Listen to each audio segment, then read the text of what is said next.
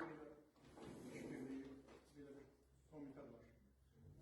Burada qeydiyyatda olan Zəngəzur cəmiyyəti. Həmin cəmiyyətin deməli sədri Hacı Nərmanoğlu.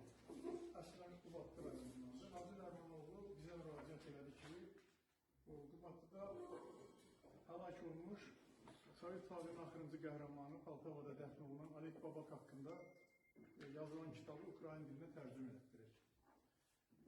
Biz də həmin tərcüməni Sərxuş müəllim Andreyevlə danışdıq. Bizim qəzetin redaktoru Andrey bu materialları Ukrayna dilinə çevirdi.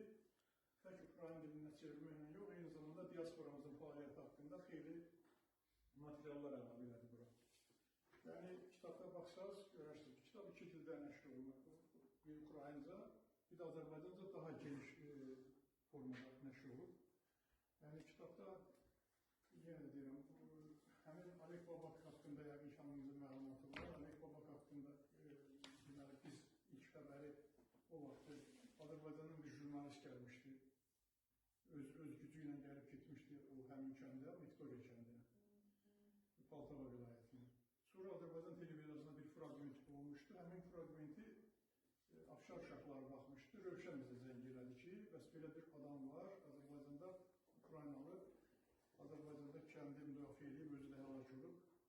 Sonra biz onun haqqında maraqlandıq, müəyyən məlumatlar əldə edəndən sonra biz getdik həmin Viktoriya kəndinə, Poltava vilayətinə. Buradan 300 neçə kilometr məsafədə yolun kənarında. Həmin kəndə getdik, atası, anası sağ idi, onlarla görüşdük.